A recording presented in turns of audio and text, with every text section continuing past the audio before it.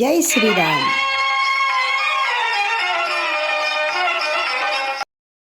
మిత్రులందరికీ కూడా ఝాన్సీ ఆధ్యాత్మిక ముచ్చట్లకి స్వాగతం, సుస్వాగతం. ఉపనిషద్ వాహిని ధారావాహికలో మనం ప్రశ్నోపనిషత్తు గురించి చెప్పుకుంటున్నాం.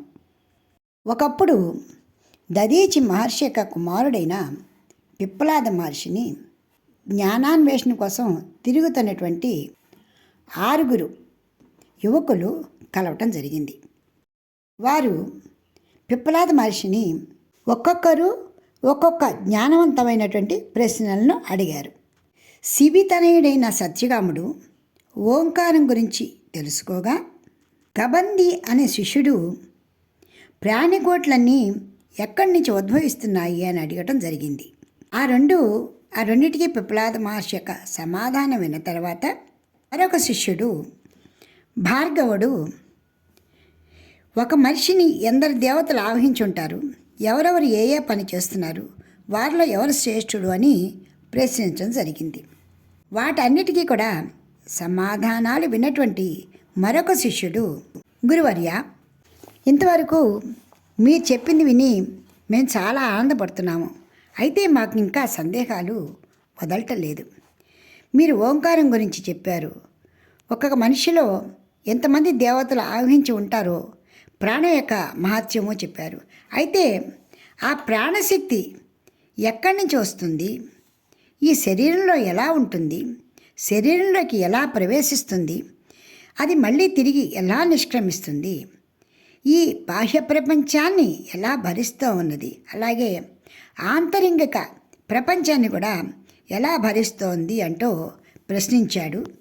ఆ 6 శిష్యులలో ఒకడైనటువంటి అశ్వలుడు ఈ విధంగా అడగటం జరిగింది.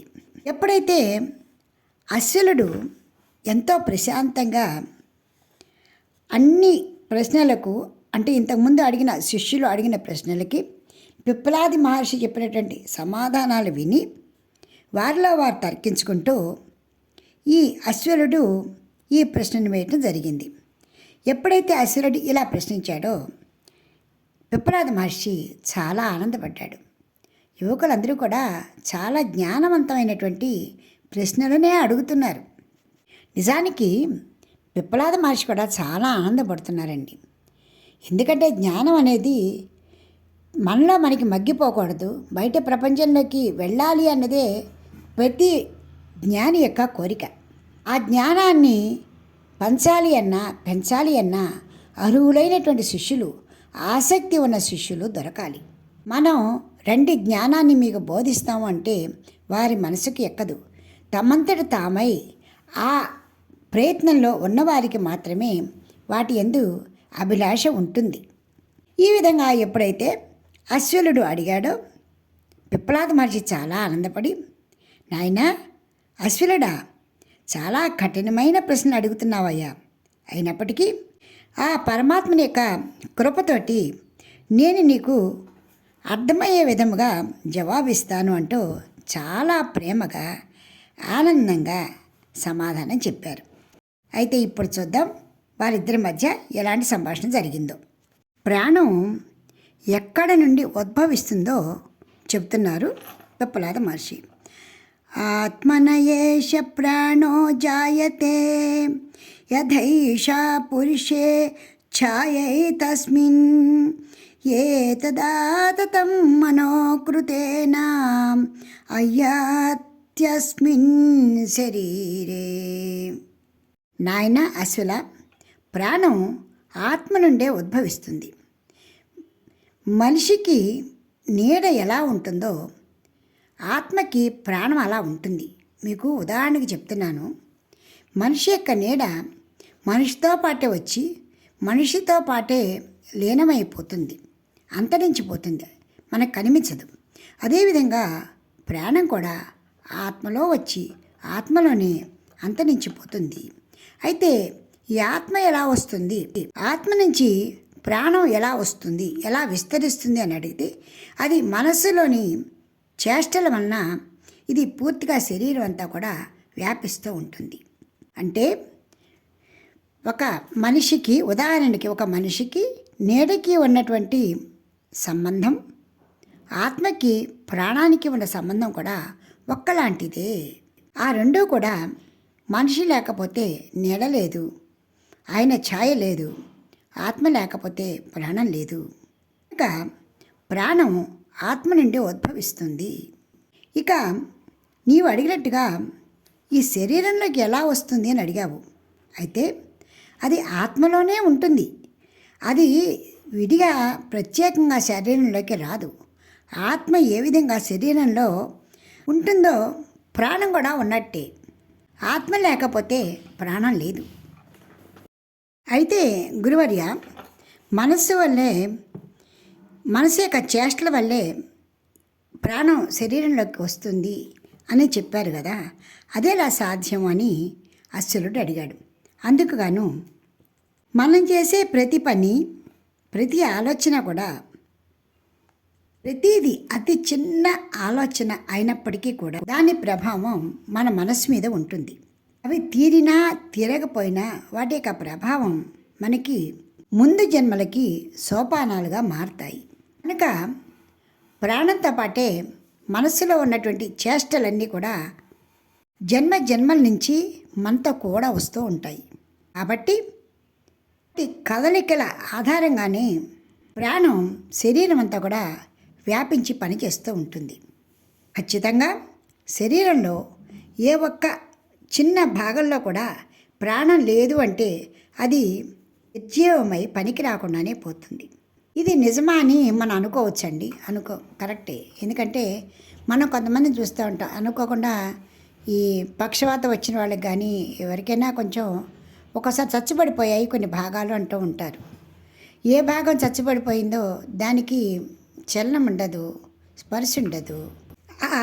ఆ అవయవం ఉన్నా కూడా లేనట్లే అవుతుంది. ఇక్కడ పిప్పలాదుడు చెప్పేది కూడా అదే. ప్రాణం ఏ విధంగా విస్తరిస్తుందో ఆయా భాగాలన్నీ కూడా చేష్టలతో ఉంటాయి.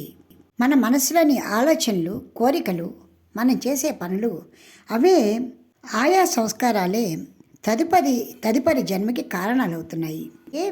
ఒక్కొక్క మనిషి ఒక్కొక్క ప్రవర్తన, ఒక్కొక్క ఆలోచన ధోరణితో మనకి కనిపిస్తూ ఉంటారు. ఒక తల్లికి పుట్టిన బిడ్డలైనా కూడా రకరకాల భావాలతో, రకరకాల ప్రవర్తనలతో ఉండటం జరుగుతూ ఉంటుంది. అంతటికీ కారణము మన పూర్వజన్మలలో ఉన్నటువంటి మన ఆలోచనలు, మన కర్మలు.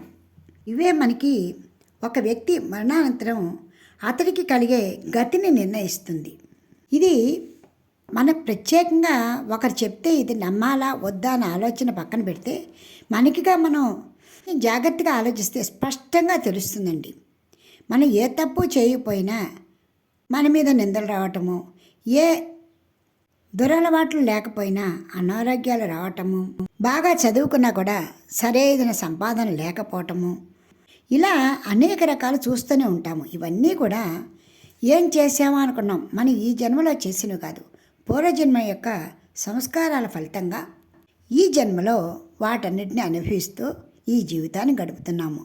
ఈ మాటని పిప్పలాదులు తన శిష్యులకి చెప్పారు. ప్రాణం ఆత్మ నుండి వస్తుంది. ప్రాణం ఆత్మకి ఛాయ లాంటిది. ప్రాణం యొక్క కదలిక మనస్సులోని ఆలోచన ద్వారా చరిస్తూ ఉంటుంది అని చాలా స్పష్టంగా చెప్పారు. అందుకు ఆ శిష్యుడు, మహానుభావ, అయితే దాని కార్యకలాపాల గురించి మాకు కొద్దిగా వివరంగా చెప్పండి అని అడగడం జరిగింది. అందుకు కానీ పిప్పలాదులు, యథా సమ్రాడేవాది కృతాన్ వినియుక్తే ఏతాన్ గ్రామనేతాన్ గ్రామాన్ అధిష్ఠిస్వేతి ఏవమేవైవ ప్రాణ ఇతరాన్ ప్రాణాన్ పృథగేవ సన్నిధతే.